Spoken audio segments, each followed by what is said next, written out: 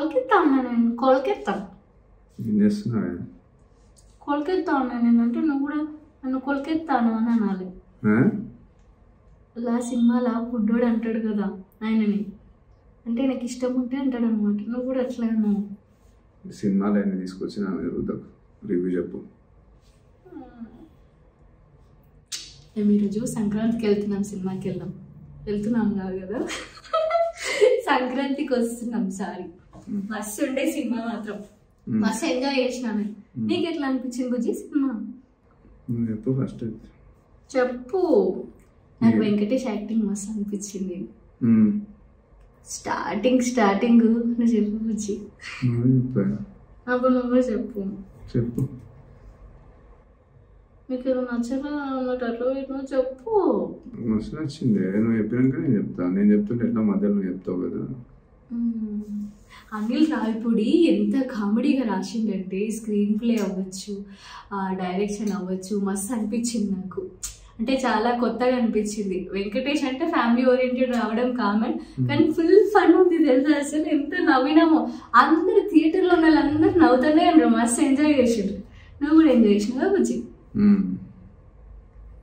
అట్లా నార్మల్గా ఏం లేదు, నాకు కూడా సూపర్ నచ్చింది. కాకపోతే ఒక చిన్న ఇంత చిన్నగా ఉన్నాయి కంప్లైంట్స్.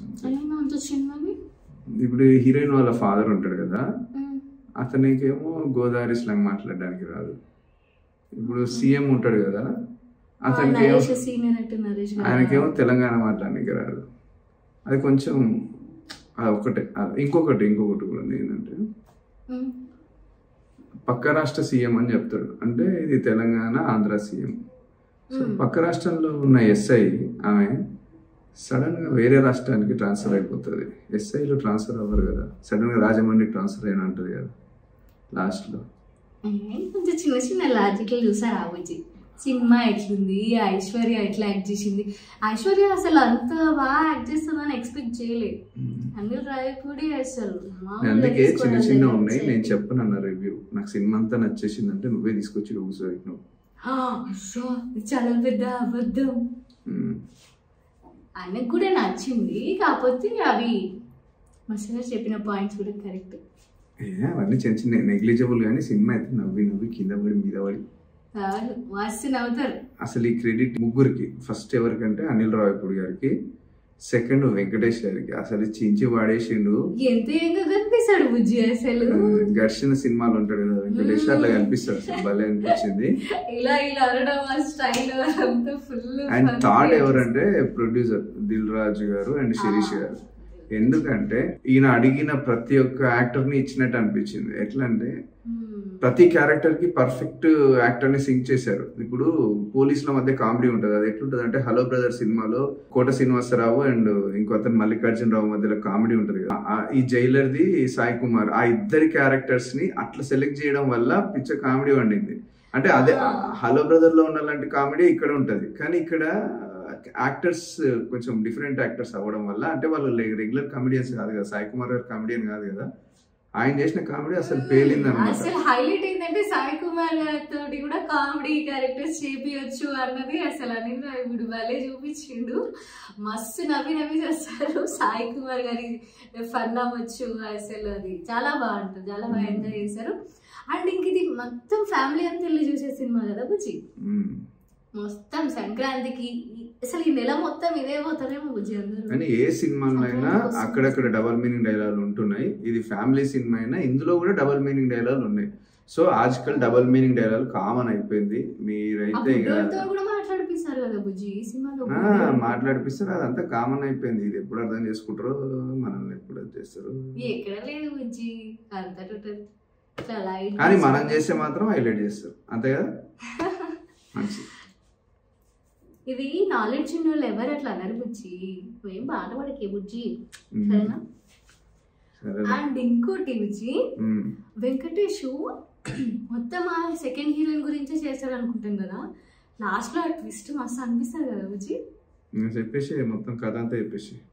అంటే కాదు, అంటే ఎవరు ఎక్స్పెక్ట్ చేయలే. అంటే ఫుల్ ఫన్ ఉండి అందరూ నవ్వుకుంటున్న మూమెంట్ లో సడన్ గా ఒక ఎమోషనల్. అండ్ ఇదేంటంటే స్పెషల్లీ ఈ కామెడీ మూవీస్, ఫ్యామిలీ మూవీస్ అన్ని ఎట్లుంటాయంటే అందులో మెసేజ్ ఉండదు. కానీ అనిల్ రావిపూడి గారి స్పెషల్ ఏంటంటే ఆయన ఇంత కామెడీ మూవీలో కూడా ఒక ఎక్సలెంట్ మెసేజ్ ఇస్తాడు. మీరు సినిమా చూస్తే కంపల్సరీ ఇన్స్పైర్ అవుతారు ఆ మెసేజ్ కి. నాకు చాలా బాగా నచ్చింది.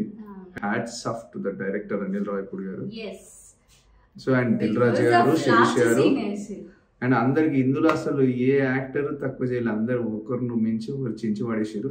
ఇంకొకటి ఏంటంటే యాక్చువల్గా ఈ రివ్యూ లేట్ అవడానికి రీజన్ ఏంటంటే వాచ్మెన్ వాళ్ళ బాబు కైట్ ఎగిరేసేటప్పుడు చిన్న ఎలక్ట్రిక్ షాక్ కొట్టింది. సో దానివల్ల ఇన్సిడెంట్ అదంతా ఎక్స్ప్లెయిన్ చేయడం చాలా చిన్న ఇన్సిడెంట్ జరిగి మేము ఎప్పుడు పొద్దున్నే చూసాం సినిమా, కానీ ఇలా మాకు లేట్ అయింది.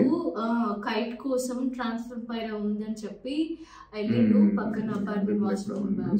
సో మీరు కూడా కొంచెం జాగ్రత్తగా ఉండండి. ఫెస్టివల్ అని, ఆ మాంజల్ అని, ఆ పతంగులు తీసుకురావడానికి పైకి ఏమంటారు టెర్రస్ పైన ఎక్కినప్పుడు కొంచెం careful. Happy and safe Sankranti. ఇది ఎప్పుడు దివాళీకి చెప్పాల్సి వచ్చేది, ఇక్కడ నుంచి సంక్రాంతి కూడా చెప్పాల్సి వస్తుంది. మేము అబ్బాయిని హాస్పిటల్ తీసుకెళ్తే అక్కడ కైట్ ఎగరేస్తూ వేళ్ళు కట్ అయినాయి. వేళ్ళు ఇట్లా ఒక అతనికి అయితే వేలు ఆల్మోస్ట్ తెగిపోయి అలాడుతుంది. వాళ్ళందరూ వచ్చి హాస్పిటల్కి. చైనా మాంజా యూజ్ చేస్తుండ్రు, కొంచెం జాగ్రత్త రా నాయన. అది పతంగులు ఎగరేసేటప్పుడు ఇంత 7 years బాబు నుంచి ఒక అంకుల్ కూడా వచ్చి ఏళ్ళు కట్టేదంటే ఏం మాట్లాడతాను చెప్పండి. చెప్పినా కూడా వేస్ట్ ఏమో, కానీ ఒక్కరు మారినా చాలు కదా బుజ్జి. సో సంక్రాంతికి వస్తున్నాం, సినిమాకి అయితే వెళ్ళేసి వచ్చినాం. చాలా అంటే చాలా బాగుంది. ఫ్యామిలీ అందరు కలిసి వెళ్ళొచ్చు. పక్కా ఎంటర్టైన్ అవుతారు, ఫుల్ నవ్వుకుంటారు. అంత నవ్వుకున్న మూమెంట్స్ లో లాస్ట్ లో అసలు ఉండే ఆ ఎమోషనల్ టచ్ అసలు మొత్తం చెప్పేసి అది మస్తు కనెక్ట్ అవుతారు. చూసారా, ఎంజాయ్ చేస్తారు. చలో నెక్స్ట్ రివ్యూ వరకు వెయిట్ చేస్తూ ఉండండి. మీ అందరికీ సంక్రాంతి పండుగ శుభాకాంక్షలు. హ్యాపీ పొంగల్.